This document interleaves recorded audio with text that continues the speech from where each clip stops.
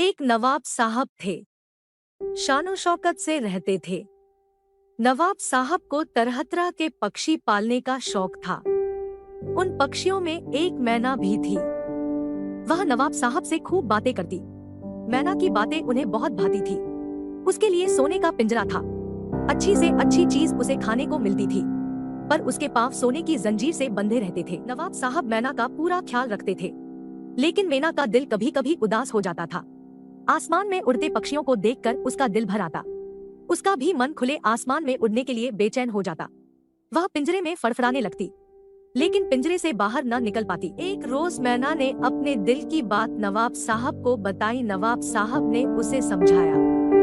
आजाद पक्षी कभी गर्म और कभी ठंडी हवा में उड़ते हैं, पेड़ की शाखाओं पर रात गुजारते हैं, कभी कभी भूखे प्यासे तक रह जाते हैं। इतना आराम उनको कहाँ नसीब होता है। तुम बहुत आराम से यहाँ रह रही हो। फिर नवाब साहब ने मैना के लिए बाग से ताजे फल मंगवाए। उन्होंने मैना को खूब समझाया। मैना भी उनकी बातों में आ गई। वो अपने भाग्य पर इतराने लगी और पहले की ही तरह चहकने लगी। एक दिन नवाब साहब को शिकार के लिए जाना था। चलते वक्त उन्होंने मैना को भी साथ ले लिया। वो खूब घूमे टहले। फिर एक घने जंगल में उन्होंने डेरा डाल दिया। सामने छोटा सा मैदान था। मैदान चारों तरफ से पेड़ों से घिरा था। पेड़ों पर पक्षी बैठे थे। मैना हरा भरा जंगल देखकर बहुत खुश हुई। वो पक्षियों की हालत देख हंसने लगी। नवाब शिकार के लिए निकल गए थे।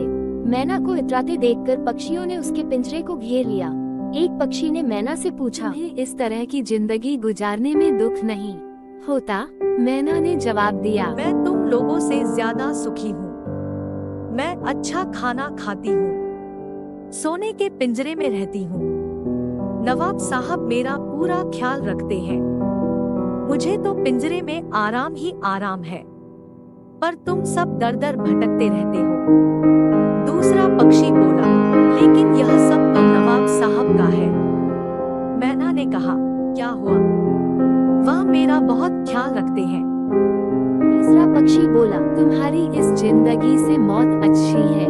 मैना होकर भी तुम खुले आसमान में नहीं उड़ सकती। तुम एक एक दाने के लिए नवाब साहब की मोहताज हो। हमें देखो, हम अपनी मर्जी के मालिक हैं। अपनी मेहनत से अपना भोजन जुटाते हैं। आजादी से खुली हवा में उड़ते हैं, लेकिन तुम पिंजरे में दिन रात कैद रहती हो। ये सुन मैना का माथा ठनका। उसे पक्षियों की बातों में सच्चाई नजर आई। उसने कहा, लेकिन मैं नवाब साहब के पिंजरे से कैसे छुटकारा पा सकती? सारे पक्षी एक साथ मिलकर बोले, हम तुम्हारी मदद करेंगे। मैना ने कहा, मुझे किसी तरह इस कैद से आजाद करा दो। मैं तुम सबका उपकार कभी नहीं भूलूंगी। तुरंत पक्षियों ने मिलकर पिंजरे की सलाखें काट दी। एक पक्षी ने मैना के पांव की जंजीर खींचकर तोड़ दी। मैना पिंजरे से आजाद होते ही खुली हवा में उड़ने लगी। कुछ देर बाद वह हरे भरे मैदान में उतरी। फुदक फुदक कर फल खाने लगी। शाम को नवाब साहब आए। मैना को पिंजरे में न देखकर उदास हो गए। पास में पड़े टूटे पिंजरे को उठाकर देखने लगे। मैना भी पेड़ पर खामोश बैठी थी। वह नवाब साहब को देख रही थी। अचानक मैना ने नवाब साहब को जोर से पुकारा। बोली, नवाब साहब, ऐसा दाना बेकार है जो दूसरों को आलसी और सुस्त बना दे। सबको अपनी खुराक के लिए खुद मेहनत करनी चाहिए। ये सुन नवाब साहब दंग रह गए, पर वह क्या करते?